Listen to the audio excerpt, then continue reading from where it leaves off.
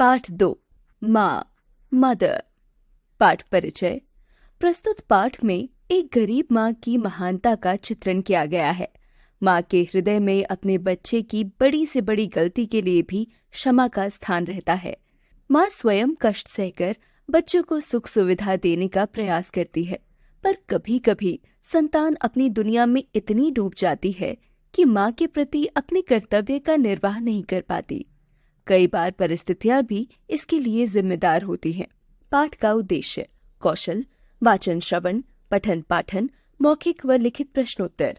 पाठ से आगे चिंतन और मनन। व्याकरणिक: उर्दू शब्दों के हिंदी पर्याय लिखना। विशेषण: संबंध बोधक। क्रिया विशेषण: मुहावरे। विषय संवर्धन गतिविधियां: जीवन कौशल, रचनात्मक कौशल, संवाद, परियोजना कार्य।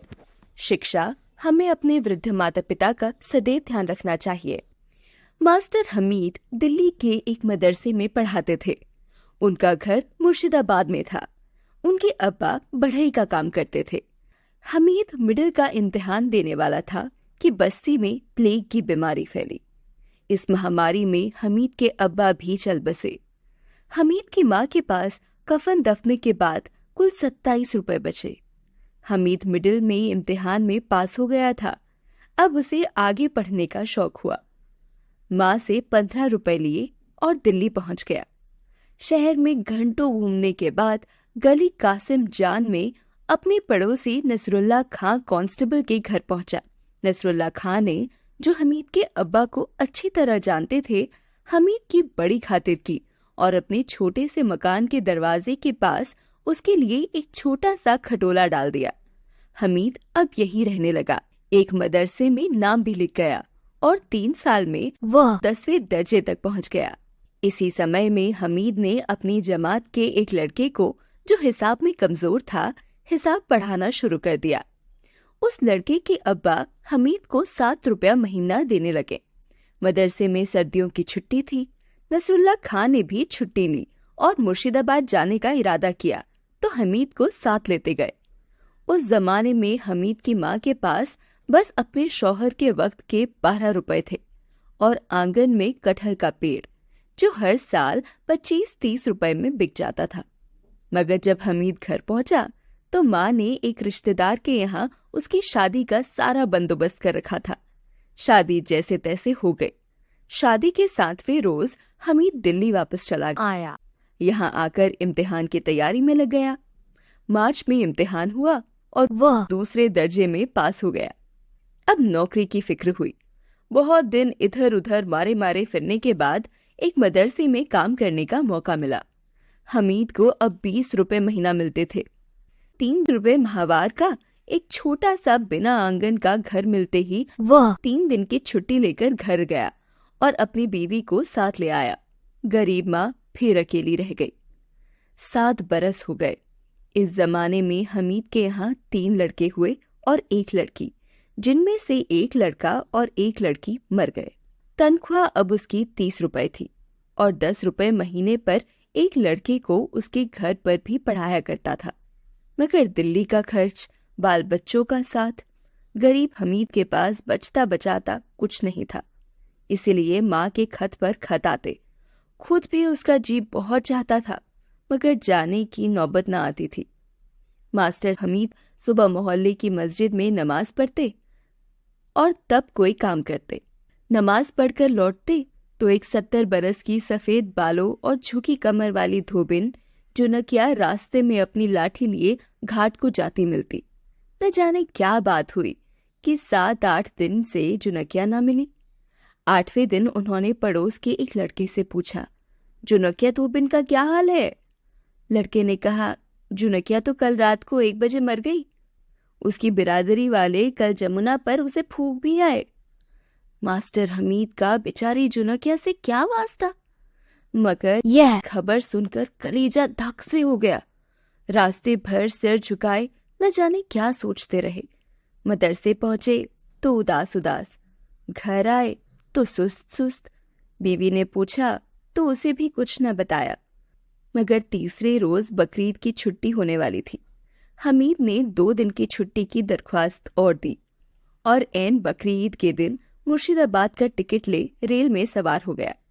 ईद का दिन रेल में कटा, ना नमाज न कुर्बानी, मगर दिन भर उस सफेद सिर का ध्यान लगा रहा जिसने बरसों सोते वक्त उसके बिस्तर पर झुककर दुआएं दी थी, उस गोद का जिसमें बरसों उसने आराम किया था, उस चेहरे का जिसे देखकर उसकी सारी परेशानियां दूर हो जाती थीं और जिसे अब कोई 7 बरस से ना देखा था। हमीद कोई बुरा बेटा न था, कोई यह भी ना समझे कि माँ की मोहब्बत उसके दिल में न थी। माँ का खत भी तकरीबन हर महीने आ जाता था। उसमें बस्ती की इधर उधर की खबरें होती और हमेशा यह सवाल कि बेटा घर कब आएगा। माँ यह खत 89 दर्जन से लिखवाया करती थी। इसका जवाब हमीद भी हर बार यही लिख देता, इंशाअल्लाह आमों के मौसम में। मगर हर साल आमों का मौसम गुजर जाता था और माँ को बेटे की शक्ल देखना नसीब न होता था। हमीद चाहता था कि सारे कुनबे को साथ लेकर जाए, माँ के लिए और दूसरे सगे संबंधियों और पड़ोसियों के लिए दिल्ली के तोहफे भी ले जाए, मगर सबके लिए कभी दाम न हो पाए। 7 बरस इरादे ही इरादे में कट गए। जुनकिया की मौत की खबर ने न जाने हमीद के दिल पर क्या असर किया था कि अकेला ही चल पड़ा। हाँ तो बकरीद के दिन सूरज डूबने से कोई घंटा भर पहले मास्टर हमीद मुर्शिदाबाद पहुंचे। घर का दरवाजा बंद था। उन्होंने जंजीर खटखटाई, कोई न बोला। 2-3 दफा बेसाख जोर से अम्मा अम्मा भी मास्टर के मुंह से निकल गया तो कोठरी के अंदर से किसी ने जवाब दिया, यह कौन है अम्मा वाला? यहाँ किसी की अम्मा नहीं रहती। मास्टर साहब बोले, अरे भाई हमीद की माँ का घर यही तो है ना। तो एक छोटा सा आदमी दरवाजे पर आया। यह एव्स कसाई का बेटा लच्छू था। उसने कोई 4 बरस हुए हमीद की माँ से यह मकान खरीद लिया था। उसने बस 1-2 जुमलों में यह सब कहानी हमीद से कह दी और बताया कि तुम्हारी माँ अब 89 दर्जन के घर जो कोने में है उसमें रहती है। लच्छू ने यह कहकर दरवाजा बंद कर लिया, लेकिन मास्टर हमीद के 1-2 मिनट तक तो कदम ही नहीं उठे। ऐसा मालूम हुआ कि किसी ने दिल में तीर मारा और काम तमाम कर दिया। मकान बिक गया और मुझे खबर तक न हुई। या अल्लाह, माँ पर इतनी तंगी थी। मैं तो समझा था कुछ अब्बा ने छोड़ा होगा, कुछ मैं भेज देता था, कुछ आमदनी कटहल के पेड़ से हो जाती थी और काम चलता होगा, मगर यह तो अपनी झोपड़ी भी पराए हाथों बिक गई। यही सोचते सोचते वह 89 दर्जन के मकान के सामने पहुंच गया था। उसने जंजीर खटखटाई। 89 जो वहीं पास बैठी कुछ सोच रही थी, दरवाजे पर आई और हमीद को पहचान गई। उसने न कुछ कहा न सुना, चिल्लाती हुई सीधे अंदर गई, हमीद की माँ, हमीद की माँ, हमीद आ गया। हमीद की माँ से कोई साल भर से उठा बैठा भी मुश्किल से जाता था, मगर यह खबर सुनकर न जाने कहाँ की ताकत आ गई कि झट चारपाई से कूदकर दरवाजे की ओर दौड़ी, हमीद को लिपटा लिया और रोने लगी। हमीद की माँ के बदन में बस हड्डियां ही हड्डियां रह गई थी। कई मिनट तक न माँ ने कुछ कहा न बेटे ने। आखिर इस चुप्पी को माँ ने ही तोड़ा और धीरे धीरे कहा, बेटा काले कोसों से आया है, जरा बैठ जा तो चाय बना लाओ। हमीद की जबान में इसके जवाब में ये निकला, अम्मा तुमने घर बेच डाला, मुझे खबर तो की होती। अम्मा ने कहा, बेटा खबर करने से क्या फायदा होता, तुझे और फिक्र क्या कम है। और यह बेचारी नवासी, अल्लाह भला करे, बहुत ख्याल करती है, मुझे किसी तरह की तकलीफ नहीं। बेटा तू आ गया, मेरी तो जिंदगी हो गई। हमीद ने अब जरा नजर उठाकर मकान को देखा तो सामने एक छोटी सी कोठरी थी।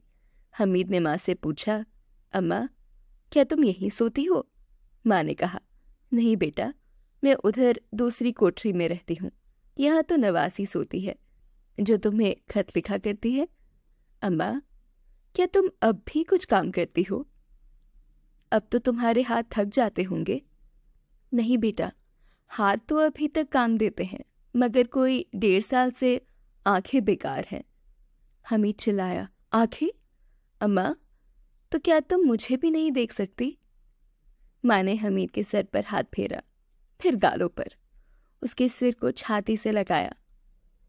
मुंह पर कुछ मुस्कुराहट सी आई और कहा, बेटा, तुझे तो देख सकती हूँ, अल्लाह का शुक्र है। सूरज निकलता है, उसे भी देख सकती हूँ, घर भी देख लेती हूँ, मगर और कुछ दिखाई नहीं देता। हाँ बेटा, तेरा सबसे छोटा नन्हा अब कितने दिनों का हुआ? अम्मा, तुम्हारी दुआ से अब 1.5 बरस का है। अच्छा, तो वह कुर्ता टोपी उसकी बिल्कुल ठीक होगा, यह कहकर माँ ने एक मैली सी गठरी खोली और उसमें से टटोल कर एक रेशमी कुर्ता निकाला और एक लाल खूबसूरत गोल टोपी जिस पर सच्ची किनारी टकी हुई थी। अम्मा, क्या ये तुमने नन्हे मजीद के लिए सिया है? हमीद ने पूछा और आंखें जरा नम हो गई थी। हाथ से उन्हें पूछा। नहीं बेटा, माँ ने कहा, यह सिए तो थे मैंने तेरी सलमा के लिए, मगर तुम आए ही नहीं और वह बेचारी अल्लाह को प्यारी हो गई। सारी बातचीत में शिकायत का यही शब्द था और बस। कोई 8 बजे हमीद की माँ ने आकर उसके कंधे पर हाथ रखा और कहा, बेटा, आज तो तू मेरे साथ रोटी खाएगा। हमीद, जो सो गया था, चौंक पड़ा और बोला, अम्मा, और नहीं तो क्या? खाना देखकर हमीद आश्चर्य में रह गया। कबाब थे, कलेजी थी, पराठे थे, अंडे थे, दाल थी, आम की चटनी थी, एक प्याले में दूध था, एक तश्तरी में मलाई और एक रकाबी में कटे हुए कलमी आम। हमीद हैरत में था कि इस गरीबी में यह सब सामान कहाँ से आया। यह सोचता जाता और निवाला मुंह में डालता जाता। खाना खाकर फिर हमीद माँ की चारपाई पर बैठ गया। हमीद की माँ ने करीब आकर और सिर पर हाथ रखकर कहा, बेटा, बुरा न मानो तो एक बात कहूँ। हमीद का मुंह पीला पड़ गया। उसे ख्याल हुआ कि शायद माँ यह कहेगी, मुझे इस पराए घर से निकालकर अपने साथ ले चल या कोई दूसरा घर ले दे। हमीद ने कहा, अम्मा, जरूर कहो। माँ ने कहा, बेटा, शहर का रहने वाला है, मदरसे में नौकर है, मैं पराए घर पड़ी हूँ, तेरी क्या खातिर करूँ? नसीबन को भेजकर खां साहब की कोठी में तेरे लिए एक कमरा साफ करा दिया है और खाट डलवा दी है, मगर जी चाहता है कि तू मेरे साथ रहता। कहते हुए डरती हूँ, क्या तू मेरा यह अरमान पूरा कर सकता है? मैंने उम्मीद पर नसीबन के यहाँ से यह चारपाई भी मंगा ली है। माँ की यह बात सुनकर हमीद का जी भर आया। मुंह से आवाज ना निकली। घबराहट में इधर उधर देखा और बोला, अम्मा, यह भी कोई बात है? मैं तुम्हारे पास न रहूंगा तो कहाँ जाऊंगा? माँ ने हमीद के माथे को चूमा और झट नसीबन से वह चारपाई अपनी कोठरी में डलवा दी। फिर एक गठरी खोली, उसमें से एक सफेद चादर निकाली जिस पर बड़ी खूबसूरत बेल कड़ी हुई थी। 2 तकिए निकाले, साफ साफ गिलाफ, चारों तरफ झालर, ओढ़ने के लिए बारीक चादर, तकियों पर कोई अच्छा सा इत्र मला। फिर बेटे की तरफ बढ़ी और कहा, बेटा, अब तुम सो जा, बहुत थक गए होगे। हमीद यह सब तमाशा देख रहा था और हैरत में था कि अल्लाह, यह सब कहाँ से आया। आखिर ना रहा गया और उसने पूछ ही लिया, अम्मा, यह खाना और यह सारा सामान कहाँ से आया? अम्मा बोली, बेटा, अभी यह गांव भी शहर ही है, अल्लाह रखे सब चीज मिलती है। और खाना सो आज तो बकरीद का दिन था, गोश्त पड़ोसियों के घर से आया था और चीजें भी इधर उधर से कर ली। मगर अम्मा, यह चादर, यह गिलाफ, ये जूतियां, यह सारा सामान, इत्र, इसके लिए रुपया? माँ की अंधी आंखों से पानी की 2-4 बूंदें टपकी और उसने ऐसी आवाज में, जिसमें न जाने मलामत का ज्यादा असर था या मोहब्बत का, कहा, बेटा, तू और ये पूछता है? एक एक दिन तेरे इंतजार में कटा है। 7 बरस में यह तैयारी कर पाई हूँ बेटा, 7 बरस में। माँ की इस बात को सुनकर कोठरी में खामोशी छा गई। फिर रात भर किसी ने किसी से कुछ बात